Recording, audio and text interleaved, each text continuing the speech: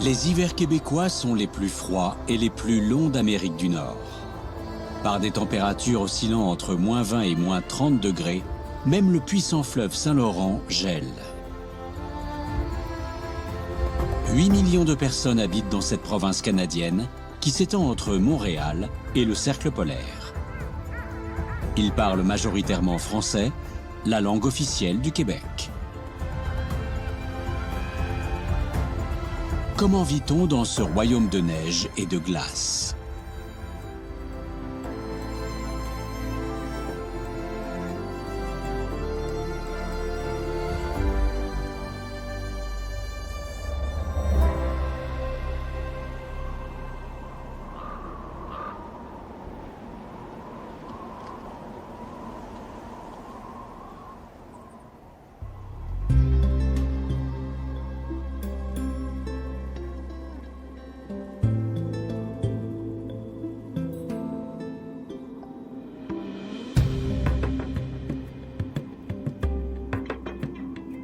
En dialecte algonquin, le terme Québec désigne l'endroit où le fleuve se rétrécit. D'où le nom donné à la ville que les immigrants européens ont bâti le long d'un goulet du Saint-Laurent et qui donnera plus tard son nom à toute une province. Un majestueux château converti en hôtel trône sur la rive surélevée du fleuve.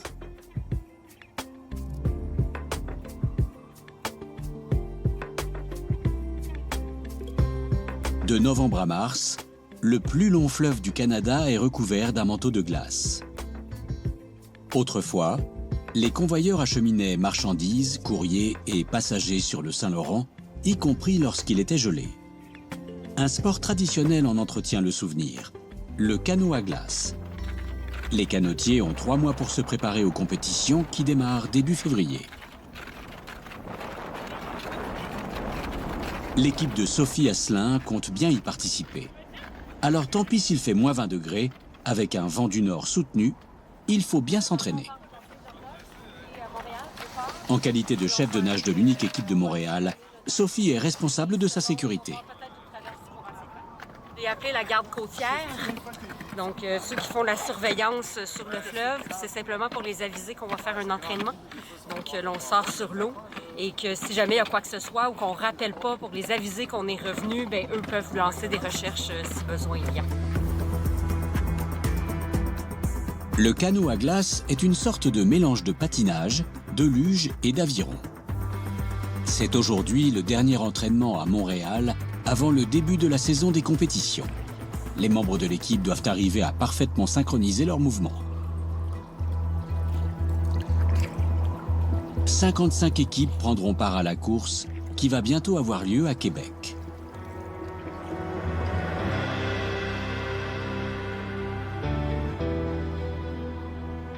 La province québécoise s'étire à l'est de la baie d'Hudson, de la région densément peuplée qui entoure Montréal au sud, jusqu'à Pouvirnitouk, au nord de la limite des arbres où tout est glacé. Aux portes de la ville de Québec se déploient les paysages infinis de la taïga. Le froid et la neige limitent la photosynthèse. Seuls les conifères et quelques bouleaux s'accommodent de ce climat. Les animaux qui peuplent les lieux sont ceux qui savent s'arranger avec les températures négatives et le gel, comme les rennes, ici appelés caribous, et leurs pires ennemis, les loups.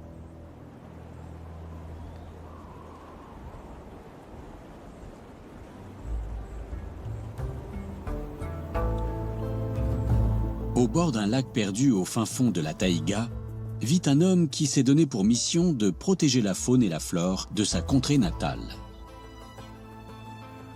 Jean-Luc Canapé est Innu. Son peuple appartient à la nation Crie, qui fait partie de ce qu'on appelle au Canada les Premières Nations. Il se considère comme le gardien des caribous.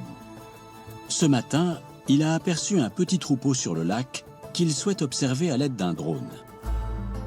Ma piste d'atterrissage. Je vais lever le drone ici pour aller voir si on peut voir quelque chose, des loups, des caribous. Jadis, des troupeaux de caribous regroupant des milliers de spécimens parcouraient les étendues sauvages du Québec. mais le nombre d'individus juvéniles diminue. Pour les autorités canadiennes chargées de la protection de la nature, cela ne fait pas de doute, les coupables sont leurs prédateurs, et plus particulièrement les loups. Jean-Luc, lui, n'en est pas si sûr. 6, 7. On les voit ici, là. Regarde. Je vais descendre un peu.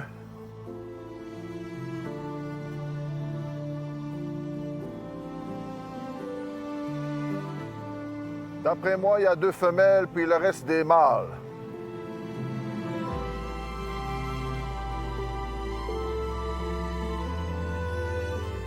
On va les laisser tranquilles parce que moi, mon protocole, c'est je les suis à peu près 1 minute, pas plus, pour pas les stresser, pour pas les déranger. Fait que là, j'ai eu ce que je voulais, je reviens.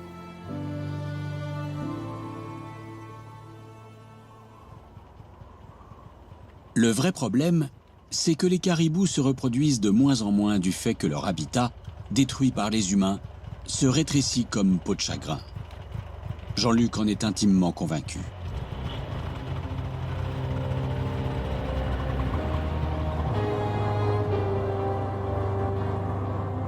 De son point de vue, les loups n'ont rien à voir dans tout ça. Et il compte bien le prouver. Il entend suivre les déplacements d'une meute. Pour cela, il doit capturer le loup dominant.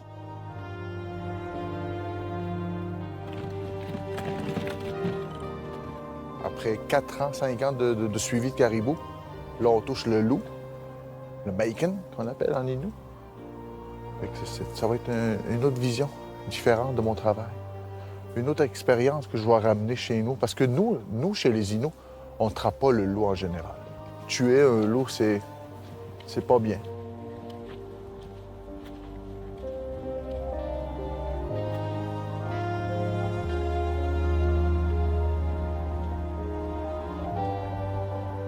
Ici, c'est un bon endroit pour poser un piège. Parce qu'on voit qu'il est allé là à plusieurs reprises. Fait que ça se peut que le loup repasse à la même place. Le loup va mettre ses pattes tout le temps dans les mêmes trous pour ne pas se fatiguer dans la neige. Le piège doit retenir le loup prisonnier, mais en aucun cas le blesser. Il s'agit d'équiper l'animal d'un émetteur GPS. Comme ça. Puis, tu vois, quand le loup va arriver, il va mettre ses pattes dans ses trous, puis quand il va arriver ici, il va rester pris. Là, il va partir, mais là, il a cassé ma... Là, il va sortir de là, entraînant du coup la chaîne. Puis, quand il va être rendu dans la forêt, comme ça, il va l'accrocher, puis il va rester là. Fait que nous, on va arriver, on va avoir l'équipement spécial pour ça. On va plaquer le loup au sol, enlever le piège, parce qu'on va être 3 individus. Il y en a un qui va enlever le piège pendant que l'autre installe la muselière, pendant que l'autre plaque le loup. Tout seul, je ne pourrais pas. C'est un animal très puissant, très puissant. On parle d'un loup à la hauteur de 2 fois le chien d'un husky.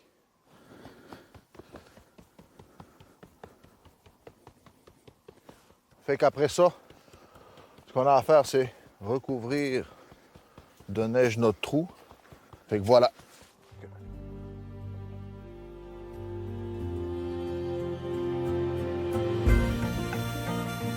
Comme le lac Cacus Canus et ses nombreuses ramifications, presque tous les cours d'eau et lacs du Québec gèlent de novembre à début avril. Même de puissantes chutes d'eau se fichent en période hivernale. 30 mètres plus haute que les chutes du Niagara, la chute Montmorency attire les meilleurs grimpeurs sur glace du Canada.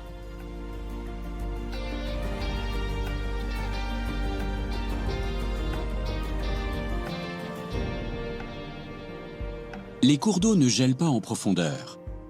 Au plus profond de l'hiver, les cabillots peuvent donc déposer leurs œufs sur le lit de la rivière Sainte-Anne.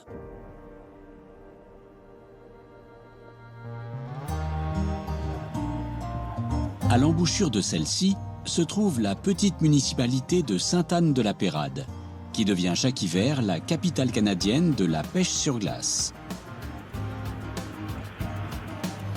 Un village éphémère voit le jour sur la rivière gelée et pendant 6 semaines, une fête foraine attire sur la glace une foule de petits Québécois rompus au froid. Les gourmands peuvent se fabriquer des sucettes avec du sirop d'érable versé sur la neige. Et bien sûr, ici, tout le monde mange du poisson frit.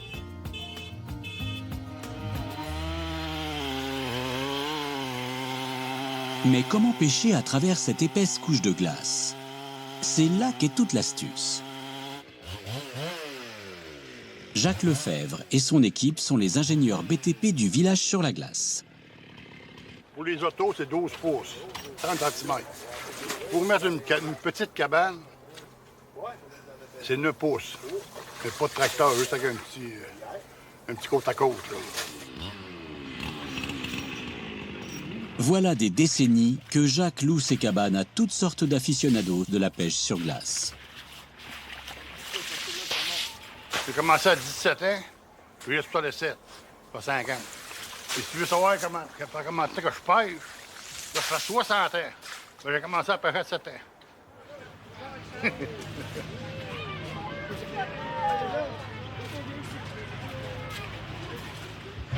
Marie vient régulièrement avec sa famille. Hey, bonjour! Bonjour! Vous avez une réservation? Oui, je viens pour pêcher toute la journée. Oui, excellent. Au nom de Marie, c'est bien ça? Hein? Oui, c'est moi. On le reconnaît. Excellent. Alors, je vais vous donner tout ce qu'il faut pour la pêche. Parfait. Une petite assiette là, pour... Peut-être deux? Peut-être 2. Avec peut-être 2 guenilles. S'il vous plaît. 1, 2, 3. La On chance. est généreux. Yup, yup. Le Festival des petits poissons des Chenaux attire chaque hiver quelques 130 000 amateurs. Les 500 cabanes sur la glace sont confortablement chauffées pour que les familles puissent y pêcher du matin au soir en toute commodité. Tu veux qu'on ferme la porte? Bien sûr. Parce que des fois, Dans ma famille, on venait pêcher quand j'étais jeune. Puis maintenant, depuis que Mélodie a 2 ans, donc on vient, elle était dans sa coquille la première fois. Elle pêchait pas, évidemment. Mais maintenant, c'est une tradition familiale. On vient plusieurs fois par hiver pêcher le petit poisson des chenaux. Hein?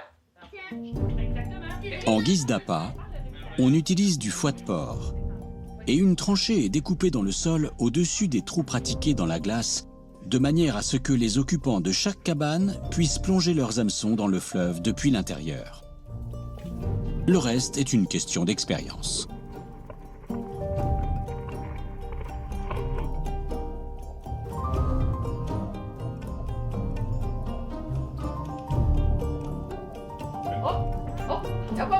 J'ai vu bouger. Ah, ça, c'est la ligne chanceuse, Mélo, là, d'après moi.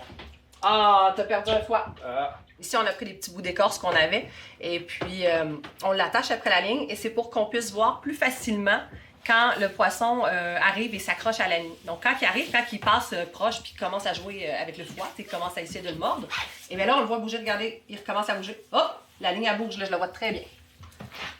Tu la voir? Oh yeah! Alors voilà! C'est comme ça qu'on voit si on a un poisson. Ah, ça. Ah, c'est joli, ça. Aïe, ça pourra Ouais, là, je vais le mettre dans le chaudière en attendant. Ah, Oh, bravo! Il est tout petit, on va le remettre à l'eau, Oui, celui-là. mais son œil, il bougeait. C'est pas grave, on remet-le à l'eau. montre-la à la caméra. Montre-le au monsieur. Ça m'est déjà arrivé qu'il soit quand même assez pogné, puis des fois, je le donne à papa pour qu'il le fasse. Ouais, parce que des fois, là, le poisson, il mange Et là, l'hameçon qu'est-ce que tu très, fais? très creux. Tu le remets à l'eau? Oui, parce que ça reste un poisson qui est petit. Donc, il n'y a pas énormément de chair sur chaque poisson. Il faut en préparer plusieurs en même temps pour arriver à en manger Non, et mais que ce tu soit, parlais. ça vaille la peine. La pêche est bonne, hein, aujourd'hui, Je vais aller le mesurer le nouveau. Le nouveau? Je vais aller le mesurer. Pour chaque espèce, une taille minimum est définie. Les prises plus petites doivent être remises à l'eau. J'espère à toi, Mélo, pour pas que tu prennes le petit poisson mort. Hein. 9. Ah, et voilà. C'est pas une photo, je te rappelle. C'est T'as une raison, vidéo. c'est un vidéo.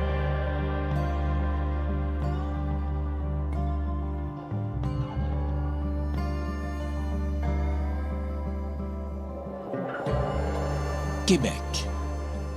La première grande course de canot à glace va débuter aujourd'hui sur le Saint-Laurent. Il fait moins 15 degrés, mais le soleil brille et ils sont des milliers à guetter le signal du départ. Les canotiers se changent dans une salle fermée non loin de là. Ils ont besoin de vêtements chauds et surtout de chaussures à crampons.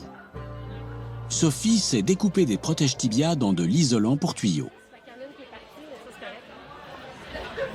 Dans le fond, moi, je les mets en dessous de mes pantalons parce que, justement, mes pads ne bougeront pas. Parce que dans le canot, on se promène tellement qu'il peut y avoir plein d'endroits où on serait en mesure, justement, de s'accrocher. Les athlètes ont fabriqué eux-mêmes leurs chaussures à crampons. Le départ se fait dans le bassin du port qui est bien gelé. Plus loin, la glace est morcelée. Certaines zones en sont même presque dépourvues. Le plus grand défi de la course de canot à glace, c'est justement de bien comprendre les glaces, de bien comprendre les transitions que l'on va avoir à effectuer. Donc, c'est vraiment d'être en mesure de bien lire notre environnement, puis de voir un petit peu comment on va naviguer à l'intérieur de ça.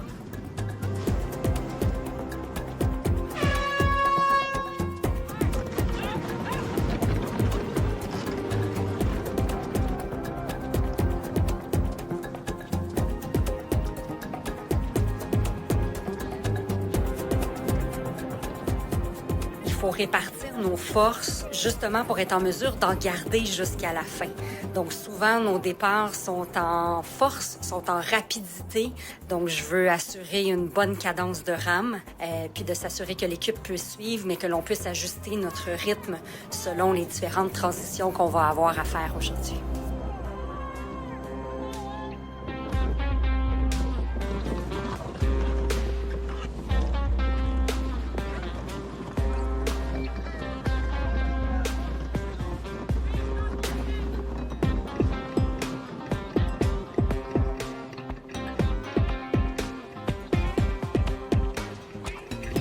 Chaque équipe doit accomplir 3 fois la traversée du fleuve. Cela représente un bon nombre de kilomètres bien difficiles à parcourir à travers les glaces, le frasile et l'eau glaciale.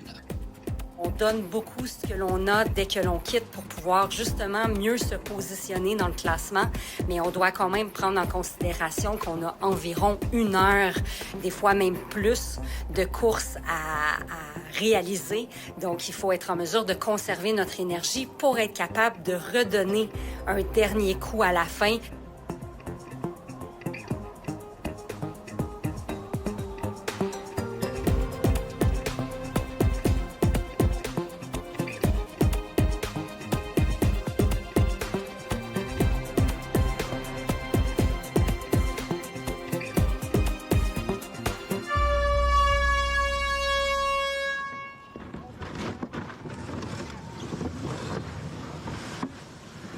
Au total, l'épreuve dure même 2 heures. Les canotiers reviennent tous trempés, mais heureux. Ça s'est vraiment très bien passé.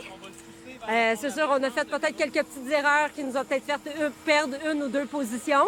On va voir tout à l'heure, en toute transparence, je ne sais pas on est classé où encore, mais on a eu beaucoup de plaisir, des températures vraiment exceptionnelles, des belles conditions de glace d'eau. Bien content du résultat de la course. Dès le week-end prochain aura lieu la 2e course à laquelle participera l'équipe de Sophie.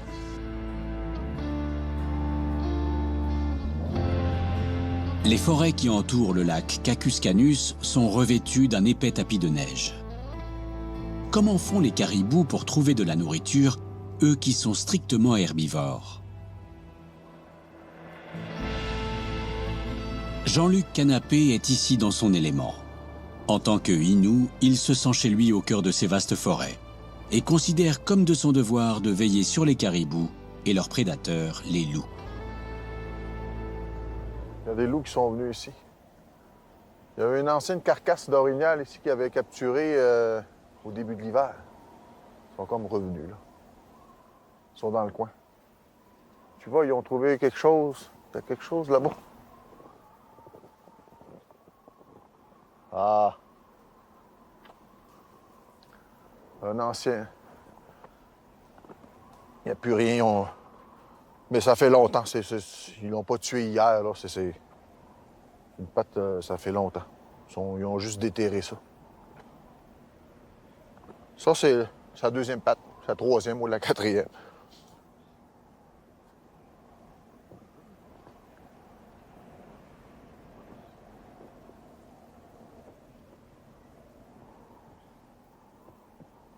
Tu sais, quand on parle de vieilles forêts, du lichen, regarde, ça, c'est du lichen arboricole. C'est la nourriture pour caribou. Puis un caribou, durant l'hiver, il va comme arriver dans des places comme ici. Il doit avoir du lichen en bas, en dessous de la neige. Il va gratter. Le caribou va gratter pour aller chercher le lichen qui est là. C'est des sortes de lichen. Il y a plusieurs types, noms de lichen, de familles de lichen.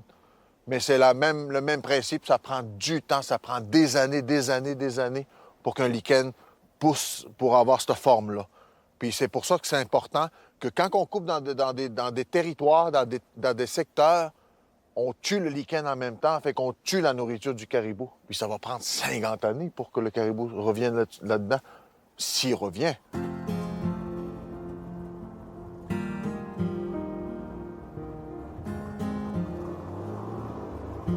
Les Inuits vivent pour la plupart en communauté. Rassemblés dans des villages, ils mènent une vie sédentaire. Jean-Luc, lui, vit à l'écart avec sa femme sur les terres ancestrales de sa famille, en bordure du lac Cacuscanus. Son quotidien ressemble de près à celui de ses aïeux. Approvisionnement et survie en sont les deux maîtres mots. La première chose à faire quand tu vis en forêt, c'est de te réchauffer. Parce qu'il fait froid l'hiver. On s'entend. On a un bon vent. Fait qu'il faut se réchauffer. Il faut se préparer au moins pour quelques jours de bois de chauffage. Puis tout le temps, au moins, savoir où est-ce que tu vas aller chercher ton bois de chauffage dans quelques jours. Tout le temps. C'est la première chose à faire. Tu sais, quand tu n'as pas les notions de survie en forêt, tu peux mourir en quelques heures, gelé.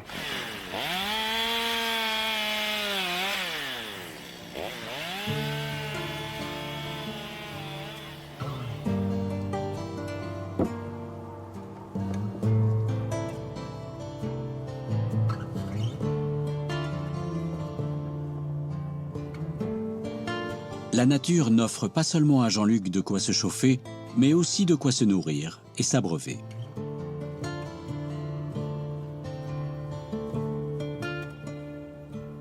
Deuxième élément le plus important en territoire, c'est l'eau. Prendre l'eau pour vivre. Je regarde s'il n'y aurait pas des petits bibites. Parce que le printemps, comme là, quand il fait chaud, là, quand il fait doux, il y a des petits bibites dans la neige. Fait que je veux m'assurer qu'il n'y a rien.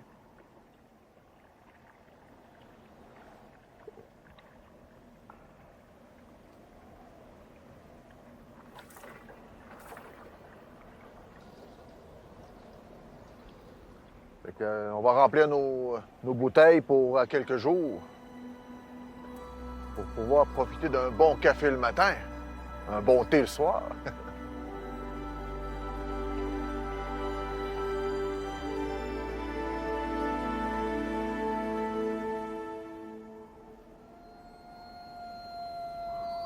Quand la nuit tombe, la faune sauvage s'approche du chalet de Jean-Luc, un peu trop près à son goût. Mes chiens, c'est mes systèmes d'alarme. C'est les systèmes d'alarme du chalet, autour du chalet. Regarde, Junior, comment il se place. Il écoute partout. Les loups voulaient inviter mes chiens à venir. Fait que ces loups-là attendaient que mes chiens arrivent là pour les tuer. Tuer les chiens, au fait.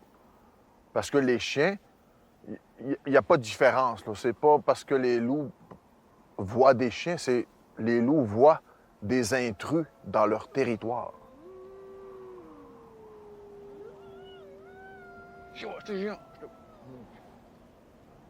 Bon.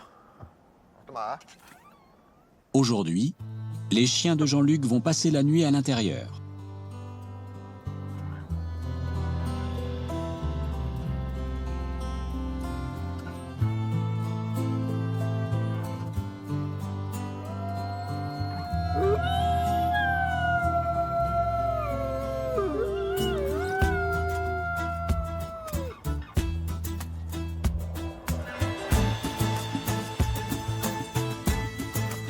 À seulement 500 km de là, au sud, c'est un tout autre univers.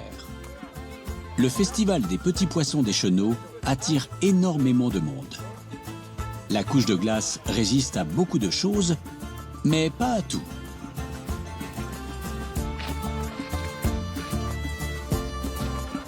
Les cabanes bien chauffées font fondre la glace et finissent par pencher dangereusement.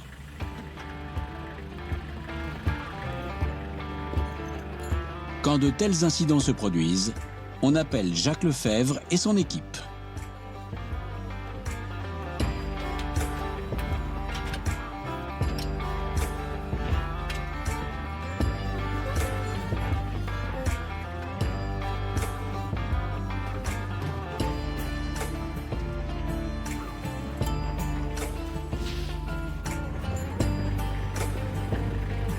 La cabane n'est pas posée directement sur la glace, mais légèrement surélevée. Le niveau exact est déterminant. On fait ça pour l'écoutement d'eau quand on fait nos ménages. Puis en même temps, on reste près du sol. Donc l'air ne circule pas en dessous de la cabane. Donc c'est très important d'être plus bas au sol. Pour empêcher l'air glacial de refroidir le sol, on enneige le pourtour de la cabane.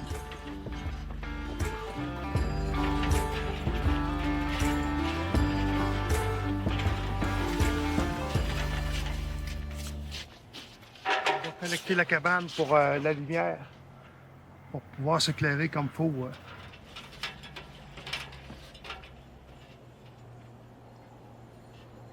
Une simple petite manipulation et le tour est joué.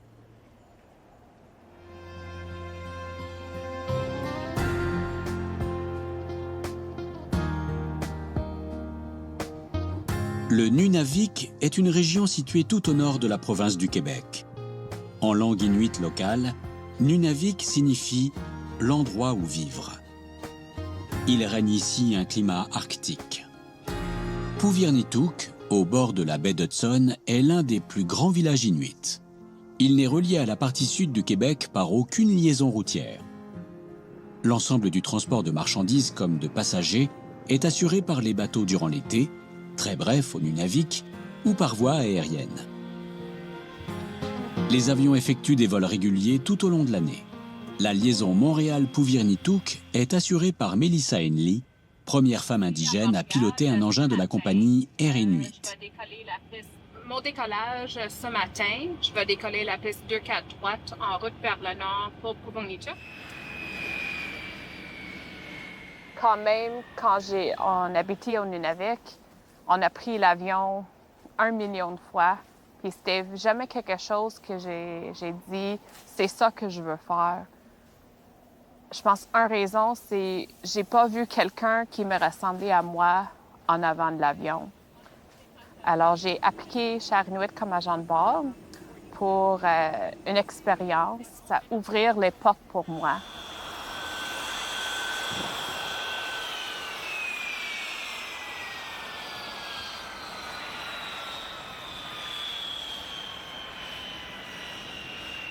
Pour Melissa, atterrir à Puvirnituk, c'est comme rentrer à la maison. C'est bon. Elle rencontre très souvent des proches, parents ou amis dans le petit terminal. C'est bon. Et ton garçon, tout le monde va bien. Ah, c'est bon. Ah, c'est bien. Puvirnituk, c'est le hub de la baie d'Hudson. C'est aussi où est-ce que tous les vols de la baie d'Ungava, la baie d'Hudson se rejoignent ici. Alors, il y en a beaucoup de vols qui arrivent ici, puis c'est les changements soit d'équipage ou passagers. L'après-midi, on va monter à Ivuyavik. C'est le village le plus nord au Québec. Et on va amener du cargo là-bas pour le monde qui habite là. Puvirnituk a d'abord été un comptoir de traite des fourrures, commerce pratiqué par la compagnie de la baie d'Hudson avec l'accord de la couronne britannique.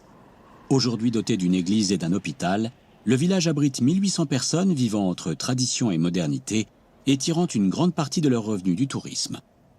Juste vivre ici au nord, c'est éloigné. Juste pour avoir les essentiels, ça peut être vraiment dur pour le monde qui habite ici.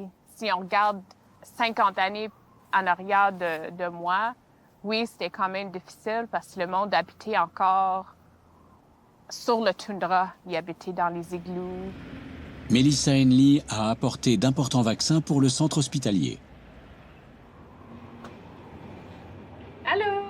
Salut Melissa! Ça va? Oui, toi aussi? Oui!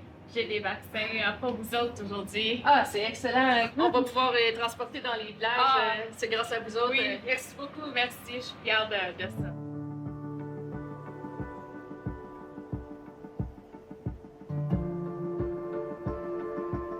Montréal, métropole de plus d'1,5 million d'habitants, est, après Paris, la plus grande ville francophone du monde.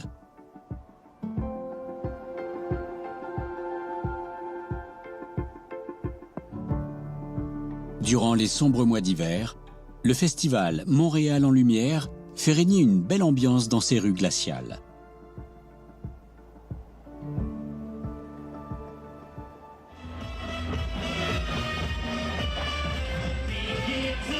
La ville est alors plus colorée que jamais et d'excellente humeur, en dépit du froid. Le défilé, c'est ce que t'as préféré, ton rythme cardiaque s'est accéléré, mais pour se réchauffer comme un party léger, on a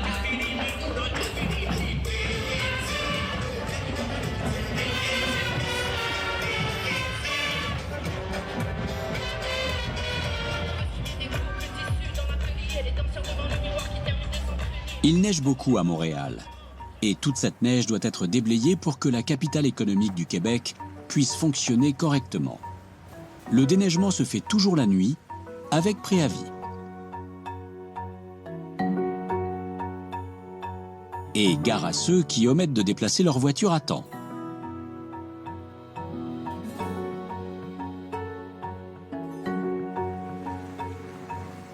D'abord, on s'occupe des trottoirs.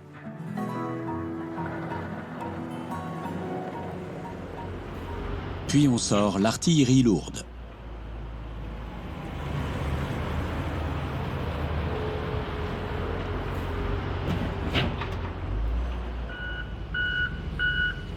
Steven Stewart aux commandes. La souffleuse évacue la neige en la projetant dans le camion roulant juste à côté. J'étais en informatique à l'école quand j'étais plus jeune. Là, j'ai commencé à voir les camions de la ville. Puis avec l'année d'ancienneté, quand tu commences à avoir un peu plus de dates, ben là, tu montes sur des plus gros appareils. Puis là, je suis très content. Là, c'est ma fonction principale, chauffeur de souffleuse.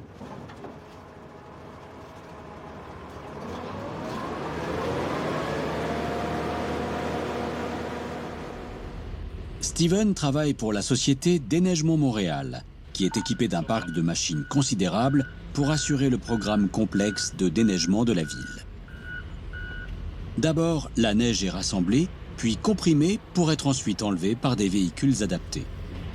Tout cela représente bien sûr beaucoup de travail. La neige coûte cher, très cher. 1 centimètre de neige, c'est au moins $1 million d'habitude pour enlever 1 centimètre de neige. Mon horaire de nuit, l'hiver, on commence de 6h30 à 4h du matin. Et quand il y a plus de neige ou on ramasse plus de temps, on fait de 6h30 à 6h le matin, 12 heures par jour.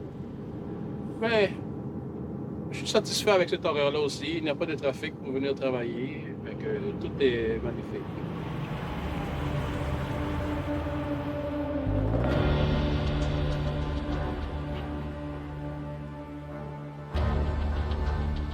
De grandes parties de l'immense province du Québec ne sont desservies que par le réseau ferroviaire. Les vidéos des chasse-neige canadiens sont regardées par des millions de personnes sur les réseaux sociaux.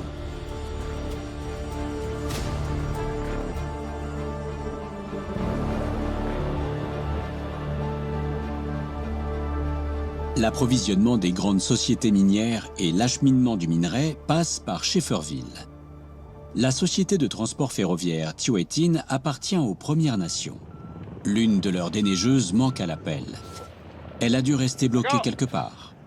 Jean-Sébastien, le contremaître, doit la retrouver de toute urgence. Je m'en vais sur la voie principale, sur la track, sur la voie ferrée. Je m'en vais avec mon véhicule à rail, rail-route. Je m'en vais à peu près à 130 000 d'ici. On va chercher une machine de déneigement de la traque, de la voie. Jean-Sébastien peut rouler en pick-up sur les voies ferrées. Avant de partir, il passe un dernier coup de fil à la centrale. 355.5. Et je te répète ça comme le plus la voie, c'était un POV numéro 3 TOS contre maître Jean-Sébastien André. Date d'aujourd'hui, le 16 mars 2024, un 603-2024.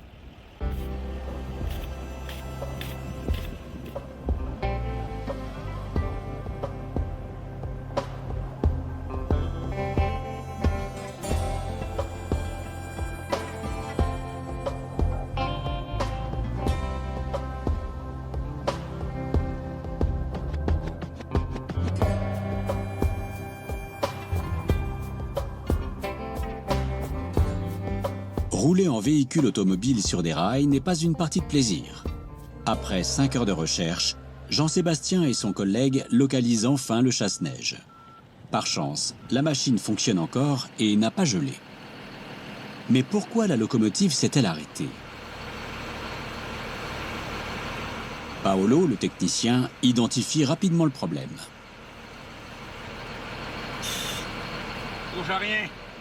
La machine avait une fuite d'huile. On a installé une hose, un boyau pour remplacer. On met de l'huile puis on s'en va. Les conducteurs n'en avaient pas assez pour remettre le système hydraulique en état de marche. Heureusement, Paolo en a apporté. Peut-être 20 litres, peut-être 25 litres ou 40, parce qu'on a seulement 40 litres. Hey.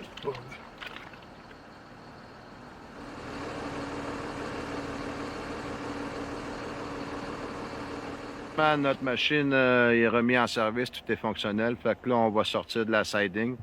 On va laisser mettre sa voie principale. On va tourner la machine. On va descendre en direction sud pour Emeril pour aller mettre du fuel sur la machine. Une fois relancé, le véhicule lourd de plusieurs tonnes peut faire demi-tour sur place en 2 temps 3 mouvements.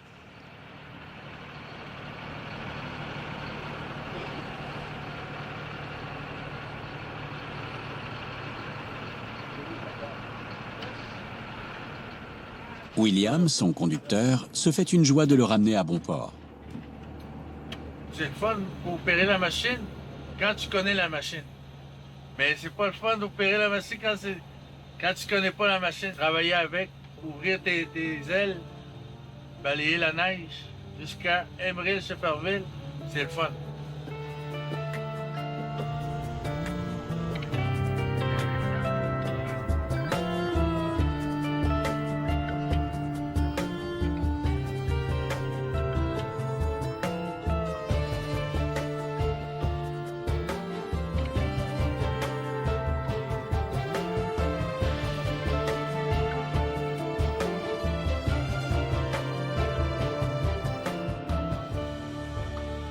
Dans le nord du Québec, où seuls les avions assurent l'approvisionnement des habitants pendant les mois d'hiver, les pilotes sont formés pour faire face à des conditions météorologiques extrêmes. Merci. Melissa Henley, qui pilote aussi des avions de ligne, assure en parallèle la formation de ses futurs collègues qui seront amenés, comme elle, à effectuer des vols dans des conditions extrêmes. Les contrôles de sécurité sont d'une importance capitale. Si on vérifie tout le temps nous, que c'est fermé. En bonne condition. Oui, en bonne condition, qu'il n'y a pas de coupure dans le feu.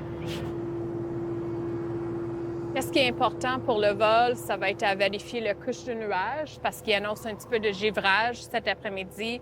Alors, on va vérifier que l'avion est tout propre avant de décoller. Et après ça, on va monter au nord et peut-être soit rester en dessous le nuage ou monter en haut pour ne pas accumuler trop de glace sur l'avion. Les villages situés dans le nord du Nunavik ne peuvent être desservis que par des avions à hélice, les pistes d'atterrissage étant très courtes.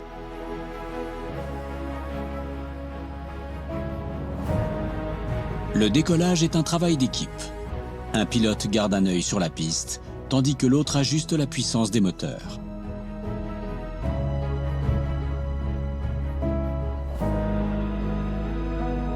Analyse du bulletin météo avec Melissa, l'instructrice. J'ai vu que ça se peut qu'il y en a des snow showers dans les environs.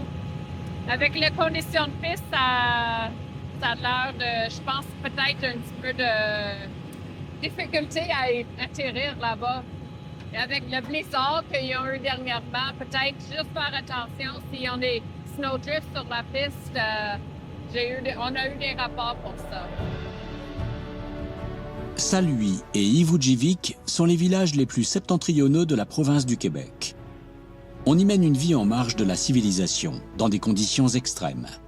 L'été, les villages sont approvisionnés par bateau. L'hiver, quand les tempêtes de neige ne permettent pas aux avions de voler, les magasins et pharmacies restent vides. Pourtant, les gens qui grandissent ici quittent rarement leur terre natale. C'est la magie du Grand Nord. Je viens de Nunavik et c'est vraiment une place magnifique. Puis c'est pour ça que j'aime ça venir dans les communautés puis voir le monde. Cependant, tout près de la côte, Mélissa n'est pas rassurée. Le réchauffement climatique a entraîné beaucoup de changements. Et les villages comme Ivujivik deviennent, pour certains animaux, de précieuses sources de nourriture. Je garde en arrière tout le temps parce qu'il y en a quand même des ours polaires autour. Durant la fin de semaine, il y en avait un qui était proche du village ici. Alors, si l'ours polaire est en arrière de nous autres, il peut nous quand même attaquer. Alors, si là, on va rentrer le plus vite possible.